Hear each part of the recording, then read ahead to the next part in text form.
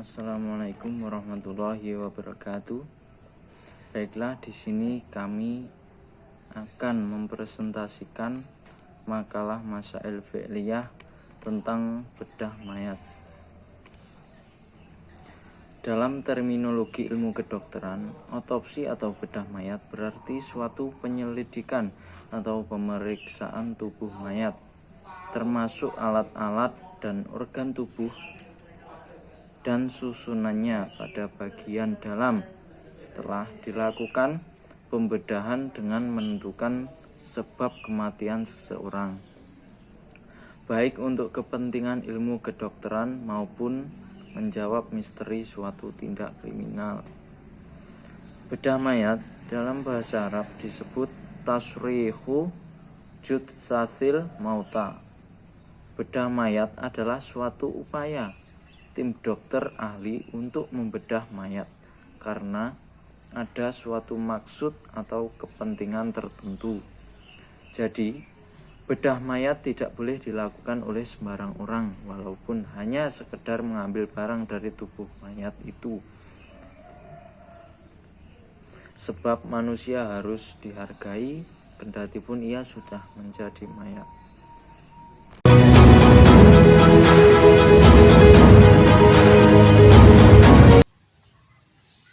Sebab dan hukum bedah mayat. Secara normatif, hukum Islam mengajarkan menghormati orang yang sudah meninggal, diwujudkan dengan serangkaian pengurusan jenazah, mulai dari memandikan, mengafani, mensolatkan, dan menguburkan jenazah. Dan juga dilarang untuk menyakiti tubuh jenazah.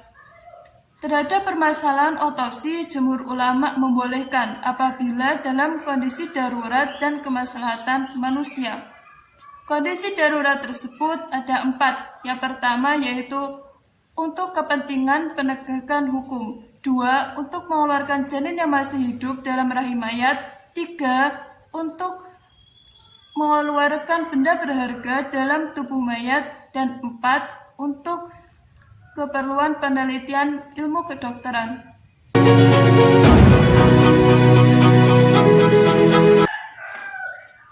Bedah mayat untuk kepentingan penegakan hukum. Majelis Majma' Fikih Islami di bawah lembaga Rabita Al-Alam Al-Islami menetapkan boleh melakukan bedah mayat untuk otopsi dalam tuduhan pembunuhan kriminal. Bedah mayat untuk kepentingan penegakan hukum ini dianggap mendesak karena penegak hukum yang adil membutuhkan data yang jelas dan konkret. Dan cara mendapatkannya itu tidak ada jalan selain untuk melakukan bedah mayat. Misalnya, untuk mengeluarkan peluru dalam tubuh mayat atau benda-benda lain yang dibutuhkan dalam otopsi. Untuk mengetahui status hukum bedah mayat ini dengan menggunakan teori kaidah fikih, yaitu yang pertama ad-daruratu tubihul mahdurat. Kemudaratan itu membolehkan hal-hal yang dilarang. Fatwa MUI nomor 6 tahun 2009 menetapkan bahwa hukum dasar bedah mayat ini yaitu haram, dilarang. Tetapi dalam kebutuhan yang mendesak dan darurat itu hukumnya menjadi boleh dengan ketentuan syar'i. Kemudian kaidah fikih yang kedua yaitu la haramu ma'al darurati wa la karahata ma'al hajati. Tidak ada keharaman dalam kondisi darurat dan tidak ada kemakruhan dalam kondisi hajat. Jadi jika otopsi ini dianggap sebagai suatu hal yang darurat, maka hukumnya menjadi boleh.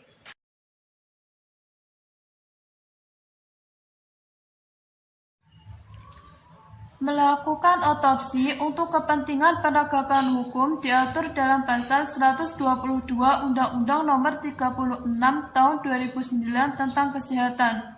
Ketentuan ini mengatur tentang 1. Untuk kepentingan penegakan hukum dapat dilakukan otopsi forensik sesuai dengan ketentuan peraturan perundang-undangan. 2. Otopsi forensik sebagaimana dimaksud dalam pasal 1 dilakukan oleh dokter ahli forensik apabila tidak ada, dan untuk ke tempat perujukan yang ada dokter ahli forensiknya itu tidak memungkinkan, maka boleh dilakukan oleh dokter lain. 3. Pemerintah dan pemerintah daerah bertanggung jawab atas tersedianya pelayanan otopsi forensik di wilayahnya. 4. Ketentuan lebih lanjut tentang otopsi forensik diatur dalam peraturan menteri. Menurut pasal 134 KUHP, hukum otopsi forensik wajib dilakukan untuk menemukan kebenaran dan membantu mengungkap peristiwa pidana yang terjadi. Otopsi forensik ini dilakukan pada tingkat pra-penyelidikan, penyelidikan, dan penyidikan. Hasil dari otopsi ini disebut dengan visum et repertum. Visual artinya melihat dan repertum artinya melaporkan. Visum et repertum menjadi bukti yang sah dan memiliki kekuatan hukum yang berisi surat keterangan tentang laporan hasil bedah mayat yang dilakukan oleh dokter ahli di bidangnya. Di Indonesia, visum et repertum menjadi bukti yang sah sebagaimana dalam pasal 184 KUHP.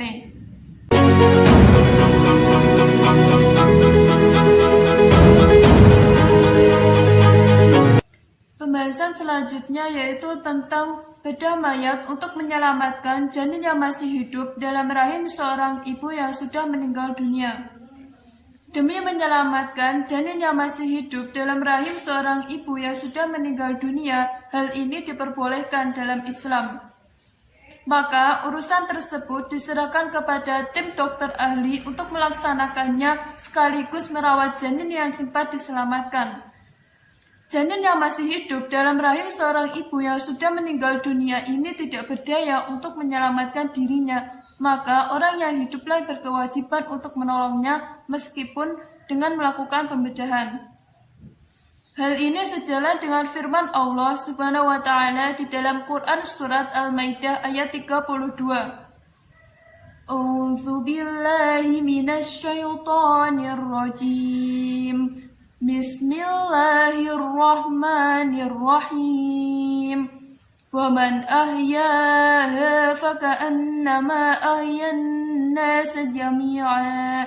Dan barang siapa yang memelihara kehidupan seorang manusia, maka seolah-olah dia memelihara kehidupan manusia seluruhnya. Dalam kaidah fikih telah dijelaskan bahwa melaksanakan perbuatan yang dilarang dalam keadaan darurat ini diperbolehkan. Ad-daruratu tubihul mahdurat. Dalam keadaan darurat ini membolehkan melakukan sesuatu yang dilarang. Melakukan bedah mayat untuk menyelamatkan janin yang masih hidup ini dalam keadaan darurat diperbolehkan sesuai dengan keadaan dibutuhkannya. Kaidah selanjutnya yaitu idza ta'aradat mafsadatani ru'ya awdamuhuma dharara birtikabi akhafihima. Apabila ada dua kerusakan atau bahaya yang saling bertentangan, maka melaksanakan perbuatan yang resikonya lebih kecil untuk menghindari bahaya yang lebih besar. Ad-dararul asyaddu yuzalu bid-dararil akhafi. Dengan meninggalkan kemudaratan yang lebih besar dan melaksanakan kemudaratan yang lebih kecil. Menyelamatkan janin yang masih hidup di dalam rahim seorang ibu ini diperbolehkan karena kematian seorang janin ini merupakan bahaya yang sangat besar dan ini dapat dihilangkan dengan melakukan bedah mayat perut ibu yang sudah meninggal dunia. Dasar pengambilan hukum dari kitab I'anah at-Talibin juz 2 yaitu apabila ada seorang perempuan yang meninggal dunia kemudian dia dikubur, ini tidak diperbolehkan apabila di dalamnya itu terdapat janin yang masih hidup.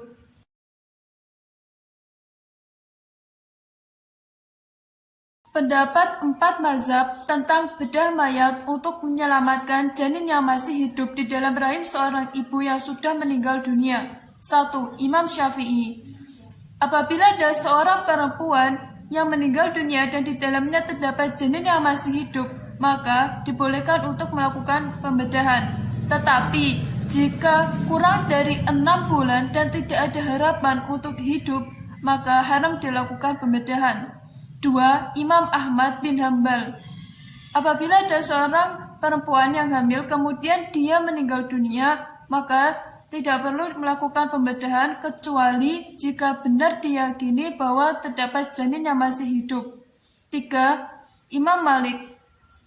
Apabila ada orang yang meninggal dan di dalamnya ada barang berharga baik miliknya maupun orang lain, maka boleh dilakukan pembedahan. Akan tetapi jika hanya untuk mengeluarkan janin yang diperkirakan masih hidup, ini tidak boleh dilakukan. 4. Imam Hanafi. Seandainya ada seorang perempuan yang meninggal dunia dan di dalamnya terdapat janin yang masih hidup, maka wajib dilakukan pembedahan. Penjelasan yang ketiga yaitu untuk mengeluarkan benda berharga dari si mayat. Abu Isa Al-Zirazi beliau menjelaskan bahwa dan apabila si mayat telah menelan batu permata orang lain yang menyebabkan kematiannya, lalu pemilik barang itu menuntut agar dikembalikan, maka wajib membedah perutnya lalu dikembalikan batu permata tersebut kepada pemiliknya. Dan apabila batu permata itu miliknya sendiri, maka terjadi dua ketepatan hukum. Yang pertama, diwajibkan membedahnya karena barang itu milik pewarisnya, maka disamakan keduanya dengan batu permata orang lain. Yang kedua yaitu tidak wajib karena barang itu dianggap sudah hancur atau habis di masa hidupnya, maka tidak ada hubungannya dengan hak milik pewarisnya. Dapat disimpulkan bahwa mayat seseorang itu bisa dibedah dan wajib hukumnya bila mana di dalam perutnya terdapat batu permata milik orang lain. Dan apabila batu permata itu miliknya sendiri, maka tidak diwajibkan untuk membedahnya dengan alasan permata itu dianggap sudah hancur. Selanjutnya yang keempat yaitu untuk keperluan penelitian ilmu kedokteran. Islam sangat mementingkan pengembangan ilmu pengetahuan di segala bidang kehidupan, salah satunya yaitu ilmu kedokteran. Dalam pengembangannya tidak terlepas dari upaya mempelajari kaitannya dengan manusia. Bedah mayat misalnya, yang memiliki peranan penting dalam dunia medis dan sudah menjadi tuntutan dalam dunia ilmu kedokteran. Bahkan di saat munculnya berbagai penyakit baru yang ganas tidak diketahui asalnya, maka otopsilah yang menjadi salah satu cara atau proses untuk mencari jalan keluarnya. Para dokter atau ilmuwan kesehatan akan membedah mayat dengan mengambil bagian tubuh tertentu untuk dijadikan sampel penelitian yang kemudian diperiksa di laboratorium. Jika memang dibutuhkan mayat sebagai sarana penelitian untuk pengembangan ilmu kedokteran, maka dalam Islam dibolehkan karena pengembangan ilmu kedokteran bertujuan untuk mensejahterakan umat manusia, sedangkan misi Islam sejalan dengan tujuan tersebut. Demikian presentasi dari kelompok kami. Apabila ada kurang dan lebihnya, kami mohon maaf yang sebesar-besarnya. Assalamualaikum warahmatullahi wabarakatuh. Di sini saya akan melanjutkan materi tentang pandangan Islam mengenai hukum bedah mayat. Di sini saya mengambil fatwa MUI, Fatwa Majelis Ulama Indonesia. Sebagaimana difatwakan oleh Majelis Ulama Indonesia yang membolehkan jenis otopsi tersebut dengan beberapa persyaratan. Dalam fatwa MUI Majelis Ulama Indonesia nomor 6 tahun 2009 tentang otopsi jenazah disebutkan pada dasarnya otopsi jenazah forensik dan otopsi klinis itu diharamkan, tetapi ada beberapa syarat yang menjadikannya boleh dilakukan. Otopsi jenazah dibolehkan jika ada kebutuhan yang ditetapkan oleh pihak yang punya kewenangan untuk itu. Artinya, ada pengecualian hukum asal yang mengharamkan otopsi. Menurut fatwa MUI, ada 4 syarat yang harus dipenuhi untuk menjadikan otopsi itu menjadi boleh. Yang pertama, otopsi jenazah didasarkan kepada kebutuhan yang dibenarkan secara syar'i. Misalnya, mengetahui penyebab kematian si mayat untuk penyelidikan hukum, penelitian kedokteran, atau pendidikan kedokteran. Jadi, penyelenggaraan otopsi harus resmi dan ditetapkan oleh lembaga yang berwenang dan dilakukan oleh ahlinya. Jadi tidak sembarang orang yang boleh melakukan otopsi jenazah tersebut. Yang kedua yaitu otopsi merupakan jalan keluar satu-satunya. Jadi tidak ada jalan lain atau jalan pintas kecuali hanya dengan otopsi. Jadi otopsi ini harus menjadi jalan keluar satu-satunya yang dilakukan oleh pihak rumah sakit. Yang ketiga yaitu jenazah yang telah diotopsi harus segera dipenuhi hak-haknya seperti dimandikan, dikafani, disolatkan, dan dikuburkan sebagaimana jenazah yang meninggal sebagaimana semestinya. Yang keempat yaitu jenazah yang akan dijadikan objek otopsi harus memperoleh izin dari dirinya sendiri sewaktu hidup melalui wasiat, izin dari ahli waris, dan atau izin dari pemerintah sesuai dengan ketentuan peraturan perundang-undangan. Adapun alasan-alasan fatwa tersebut didasarkan kepada dalil sebagai berikut. Yang pertama itu Quran surat Al-Baqarah ayat 195 yang berbunyi wala tulqu biaidikum ila tahlukah, artinya dan janganlah kamu menjatuhkan dirimu sendiri ke dalam kebinasaan. Islam tidak membenarkan seseorang membiarkan dirinya dalam keadaan bahaya tanpa berusaha mencari jalan keluarnya seperti mencari penyembuhan secara medis maupun non-medis. Yang kedua, Quran surat Al-Maidah ayat 32 yang berbunyi waman ahyaha faka'annama ahyan nasa jami'a. Dan barang siapa memelihara kehidupan seorang manusia, maka seolah-olah ia memelihara kehidupan manusia semuanya. Yang terakhir yaitu surat Al-Maidah ayat 2. Wa ta'awanu 'alal birri wat taqwa wa la ta'awanu 'alal ismi wal 'udwan, yang artinya dan tolong menolonglah kamu dalam kebaikan dan takwa dan jangan tolong menolong dalam perbuatan dosa dan permusuhan. Itu tadi penyampaian materi dari kelompok 8 mengenai bedah mayat. Sekian presentasi yang dapat kami lakukan. Apabila ada kurang lebihnya kami mohon maaf. Wassalamualaikum warahmatullahi wabarakatuh.